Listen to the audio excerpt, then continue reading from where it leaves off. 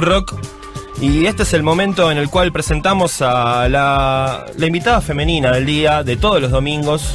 Y la verdad que viene a poner un poquito de aire fresco, ¿no? En este mar un poco de olor a bolas, para decirlo de alguna manera. Para decirlo poéticamente. Bienvenida, querida Inca. ¿Qué ¿Cómo tal? estás? ¿Cómo andan? ¿Todo bien? Bien, ¿y vos? Bien, bien, acá andamos. Bueno. ¿Cómo te llevas con este nuevo perfil radial que estás teniendo? Estamos acomodándonos, tratando de estar a la altura, Sí. ¿no? Del equipo. Sí, impecable.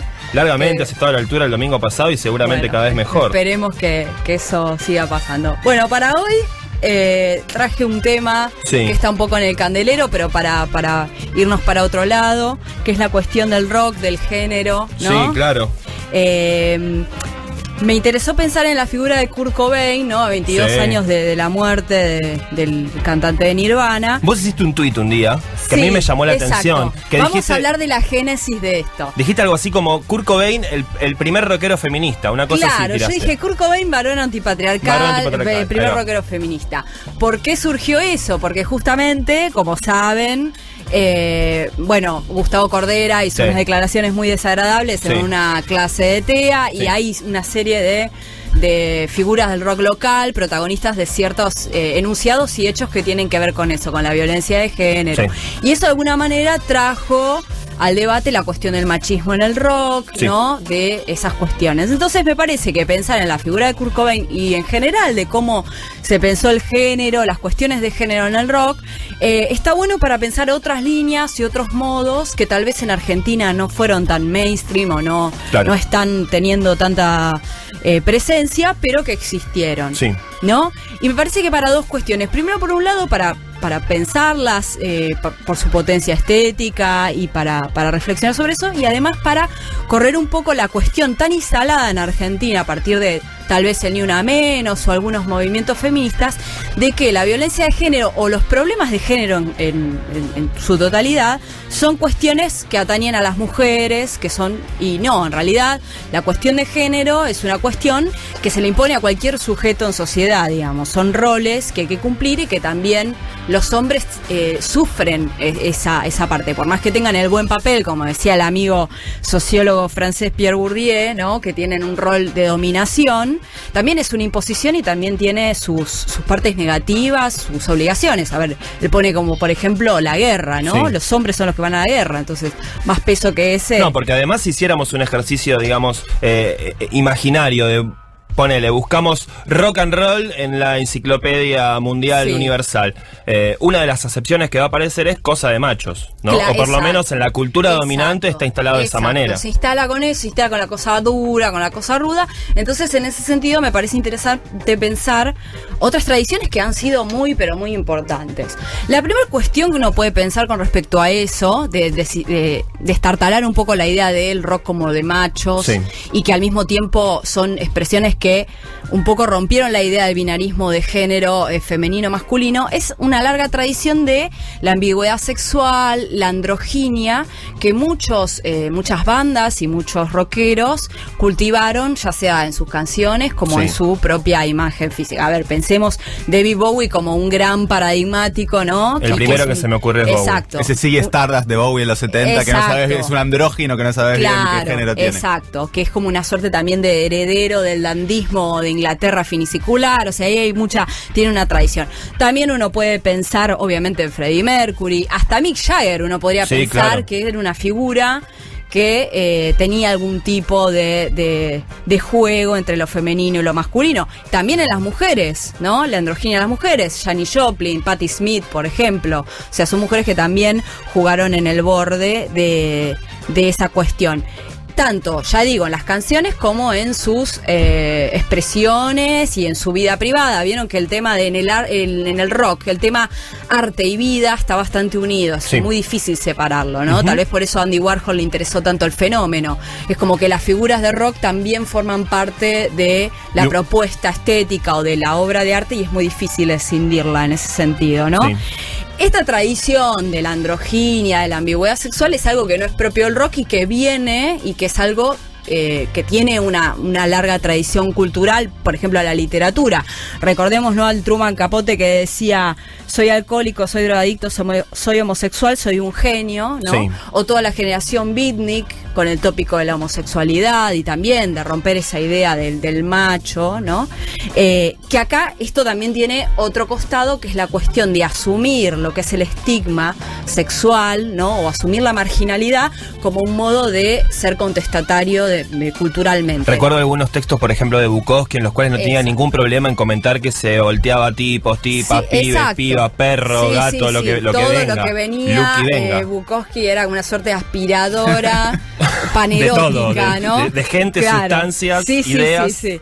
Bueno, entonces eso en Estados Unidos es muy fuerte, en otras culturas también, y bueno, en Argentina por ahí no hizo tanta mella, ¿no? Esta línea de la androginia, la ambigüedad sexual, de asumir el estigma. Uno podría pensar, bueno, Virus, ¿no? Miguel Abuelo un poquito. Miguel Abuelo, pero bueno. Sí, fueron líneas como minoritarias, digamos, dentro de la línea central del rock argentino. Sí. Entonces eso, por un lado, es una cuestión que uno podría decir, bueno, esa androginia, ambigüedad, rompe un poco el binarismo esencialista de femenino, masculino, ¿no? Y de alguna manera tiene efectos. Después hay otra cuestión, otra línea, que es ya cuando las figuras de rock directamente bajan línea o plantean ciertas cuestiones vinculadas con el género que quieren justamente, bueno, un statement, ¿no? Bueno, yo pienso esto sobre el género y hay que seguir la línea. Un ejemplo que traje es una entrevista a Lennon en la revista Playboy de 1981, que está con Yoko y están hablando, y él ahí revela que era violento, que era golpeador, ¿no? Y muestra una suerte de arrepentimiento de aprendizaje. Lo cito a Lennon, dijo: yo era el cerdo y es un alivio haber dejado de ser un cerdo. La presión resultante de ser un cerdo es enorme. Y después agrega: no tengo la menor ambición de que me vean como un objeto sexual, como un hombre, un cantante macho de rock and roll. Por eso quiero que se sepa que cuidé a mi hijo y sepan, estoy orgullosa de haber sido un marido casero, es la onda del futuro y me alegro de estar a la cabeza de esa onda, ¿no? En 1981 lo dice. Mencionaba recién, recordábamos un tema de John Lennon, de los Beatles, en el cual, lo voy a decir, lo que entiendo en castellano, que dice: mejor que corras por tu vida. Sí, no, niña, una cosa como... Esa entrevista si te veo con otro tema, es tremenda. Yo te digo, hace poquito la leí. Casualmente me encontré con ella en la casa de nuestra querida productora Andrea Sancho, que tenía el libro ahí arriba de la mesa, una serie de entrevistas de la revista Playboy, un libro muy interesante.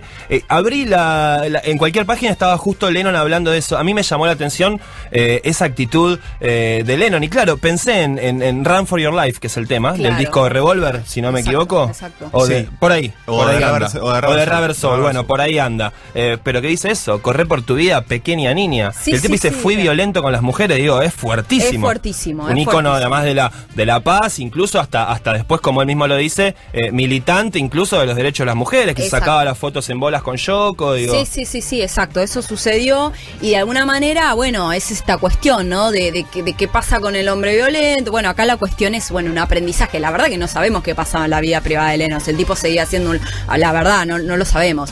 Y yo por eso intento recortar como enunciados o como mensajes, porque verdaderamente lo mismo sucede con Cordera. A ver, no sabemos cómo se maneja en su vida privada. Ahora, sí, obviamente que evaluamos sus dichos porque tienen un peso, porque es una figura pública que puede tener cierta influencia y porque, bueno, surge una discusión a partir de lo que dice, ¿no? Pero sí, es muy fuerte. A mí también me pareció muy fuerte. Y además pasó como de eso, de ser un machista golpeadora, estoy haciendo pan, cuidando a mi hijo.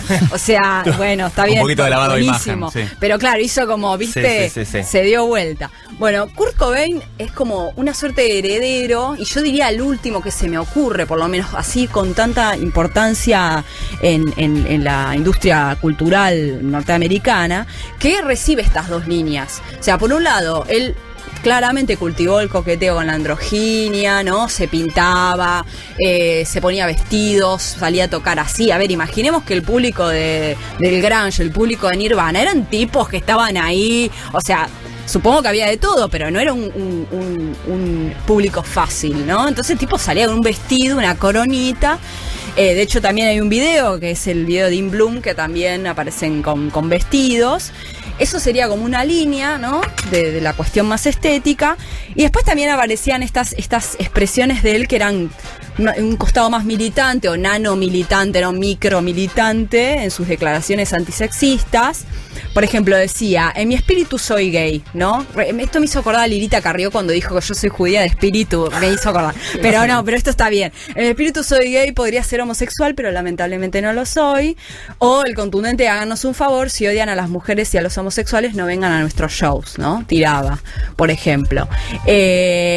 Después hay otra cita donde dice, siempre he tenido un problema con lo que se entiende generalmente como macho, siempre han sido una amenaza para mí. O sea, no es solamente, bueno, la cuestión de las mujeres, sino que, bueno, el macho, como carácter social que se me impone, es un problema para mí también, como que nací biológicamente hombre. También pienso en la figura de Courtney Love, ¿no? No era una minita que acompañaba al rockero, era una ¿no? que estaba reloj. Casi que estaba más arriba que Kurko. Sí, exacto. O sea, ahí había una pareja que en ese sentido desestabilizaba.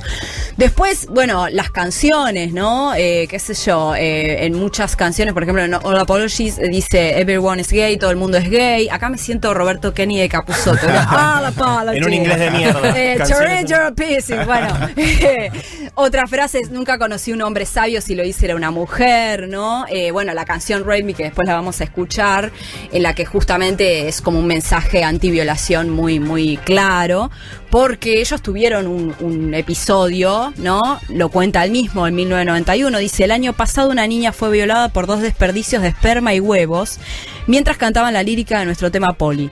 Tengo dificultades al pensar que hay plancton así en nuestro público, ¿no? Y en otro lugar agrega, la violación es uno de los crímenes más terribles en la Tierra y sucede cada pocos minutos. El problema con los grupos que lidian con esto es que tratan de educar a las mujeres sobre cómo defenderse.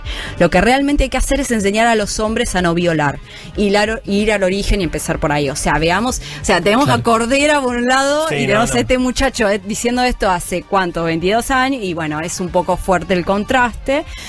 Pero bueno, digamos, es eso, como no es ningún modelo a seguir, sabemos, se pegó un corchazo, ¿no? Estaba bastante loco, no lo estoy planteando como en ese sentido, sino que por ahí en algunos de sus enunciados, en algunas de sus propuestas, la seriedad en algunos temas muy complicados y la ligereza en esto para desestabilizar la idea del macho, jugar con esa ambigüedad, no tener ningún problema y parodiar y carnavalizar esas diferencias tan rígidas entre hombre, mujer, femenino y masculino que parecen ser unas distinciones muy presentes, por lo menos en algunas figuras del rock local, ¿no? Que no pueden salirse de esos roles del macho como justamente alguien que, no sé, tiene que violar, ¿no? Según el evangelio de Cordera.